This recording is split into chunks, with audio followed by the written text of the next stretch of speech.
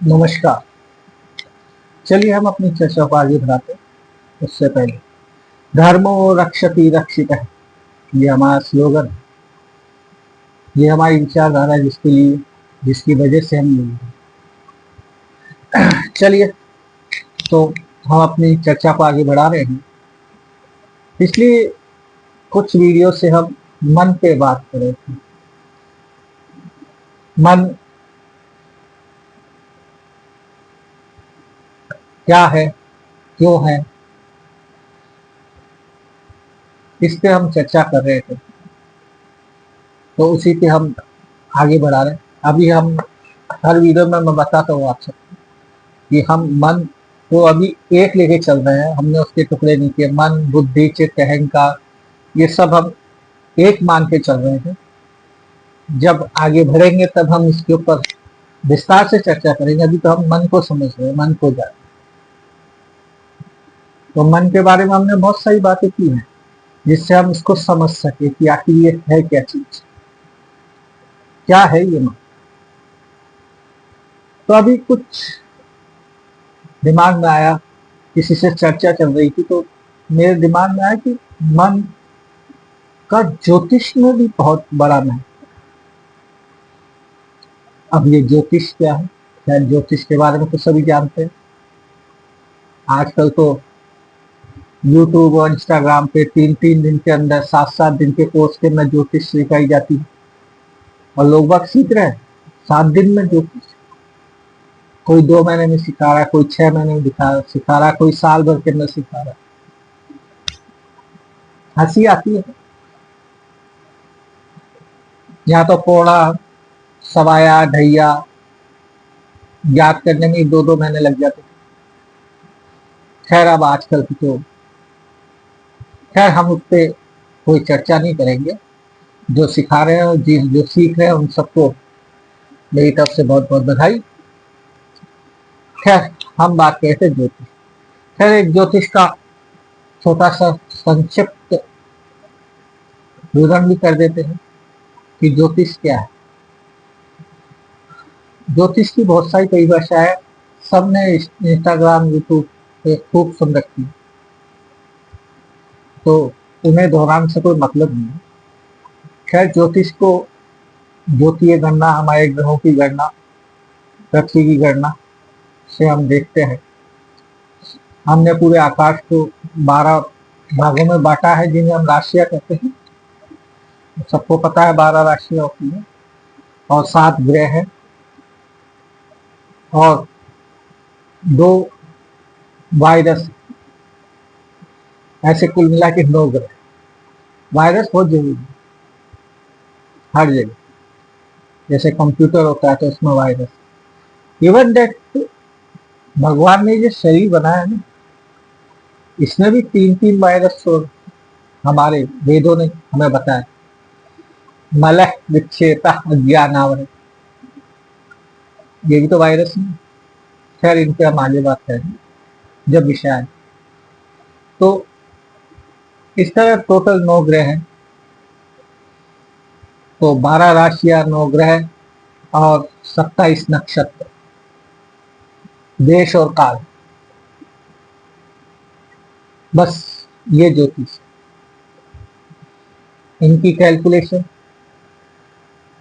ज्योतिष। ज्योतिष के बारे में तो लोगों के तो जीवन खप गए ज्योतिष सीखने में।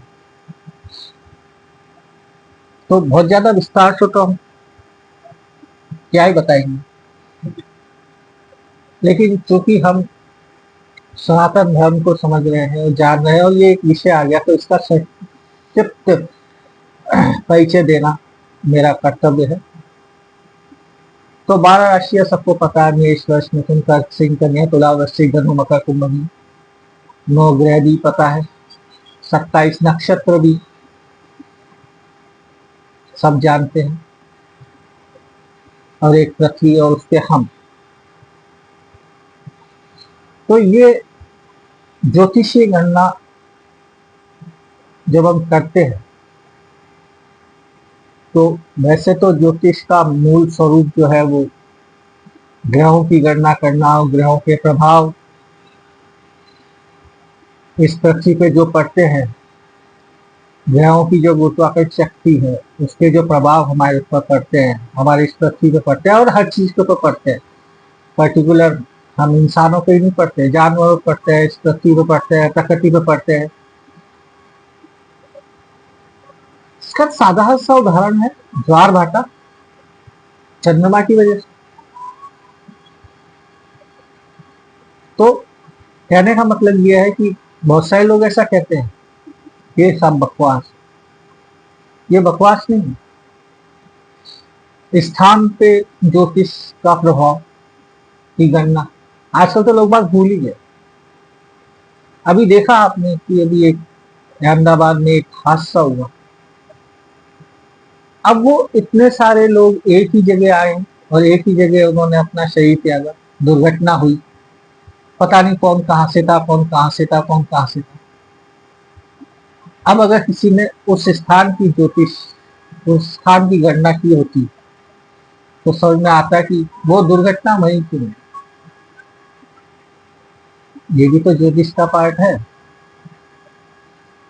खैर, तो ज्योतिष के बारे में हम बहुत ज्यादा चर्चा नहीं करेंगे, लेकिन जो हमारा मूल विषय है उससे भी जुड़ा हुआ है ज्योतिष, और बहुत गहराई से जुड़ा हुआ है। तो वो हम उसको समझेंगे कि आखिर मन का और ज्योतिष का क्या संबंध है। क्योंकि आजकल ज्योतिष के नाम पे सिर्फ फलित रह गया है, गणित तो लापता हो गया, वो तो सब कंप्यूटर में कैद हो गया। वो कोई करेक्ट नहीं होता, क्योंकि कंप्यूटर एक के अंदर जो डेटा डाला जाता है उसमें स्थान और का तो कोई महत्व पता ही नहीं चलता है। डालते हैं कि ये फलाना शहर है, ये उसके हिसाब से वो गणना करता है, लेकिन वो पता नहीं क्यों मेरे को नहीं लगता। खैर ठीक है, वक्त के साथ परिवर्तन आवश्यक है, और जो वक्त के साथ अपने आप को बदल लेता है वही प्रगति करता है, उन्नति करता है। और जो एक जगह अड़ामेंट रहता है वो हमेशा पीछे रह जाता है। तो ठीक है, गणित को हम गायब कर दिया, गायब तो नहीं किया, मतलब उसको हमने कंप्यूटर के भरोसे छोड़ दिया, और हमारा सारा फोकस सिर्फ और सिर्फ फलित पे रह गया ज्योतिष पे, और फलित में भी सिर्फ इंसानों पे, या थोड़ा बहुत कुछ ज्योतिषी कोशिश करते हैं तो वो भी बस जियो पॉलिटिकल, सिर्फ वो विषय चुनते हैं जो जिस विषय का लोगों में इंटरेस्ट है, या लोग जिस विषय को के बारे में जानना चाहते। बस कोई अनुसंधान अपनी तरफ से करना बहुत कम होगा। इससे स्थान का ज्योतिष भूल ही गए लोग, प्रकृति के ऊपर ज्योतिष का प्रभाव भूल गए, उसकी सटीकता ही नहीं है, धीरे धीरे लुप्त हो जाएंगी सब। मतलब ये समझ लीजिए आपकी ज्योतिष की 60% चीजें लुप्त हो रही, सिर्फ 40% ही भाग जो है वो उस पर दुनिया का पूरा फोकस है, और उसी को वो आगे बढ़ा रहे हैं। ठीक है, हम उसके तो क्या ही कर सकते हैं। हम जितना हम कर सकते हैं, या जितना मैं कर सकता हूँ उतना मैं कर रहा हूँ। और ये वीडियो बनाना भी तो उसी श्रृंखला का भाग है कि हाँ, आधुनिकता को अपनाना बहुत आवश्यक है, और लोगों तक पहुंचना अप्रोच। आज हम बहुत अच्छे युग में जी,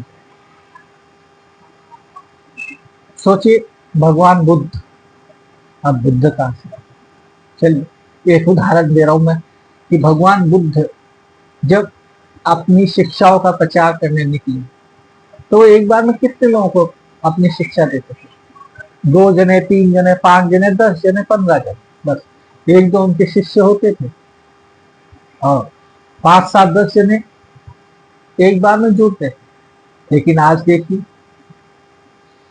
एक जगह बैठ के आप हजारों नहीं लाखों लोगों से जुड़ जाते हैं। तो आज हमें ऊपर वाले का शुक्रिया अदा करना चाहिए, ऊपर वाले का धन्यवाद आभार अदा करना चाहिए, आभार व्यक्त करना चाहिए हमें। क्या करें, थोड़ी थोड़ी उर्दू घुस जाती है। व्यक्त करना चाहिए कि आज हम इस युग में जी रहे हैं जहाँ कम्युनिकेशन इतना फास्ट है और इतना सरल है और इतना व्यापक है। तो इसके लिए चलिए, समय हो रहा है, अगले वीडियो में इस पे बात करेंगे। उत्कृष्ट भारत है। हे भारतवासियों, हे सनातनी, उठो जागो, अपने धर्म को समझो, उसके विज्ञान को समझो। नमस्कार।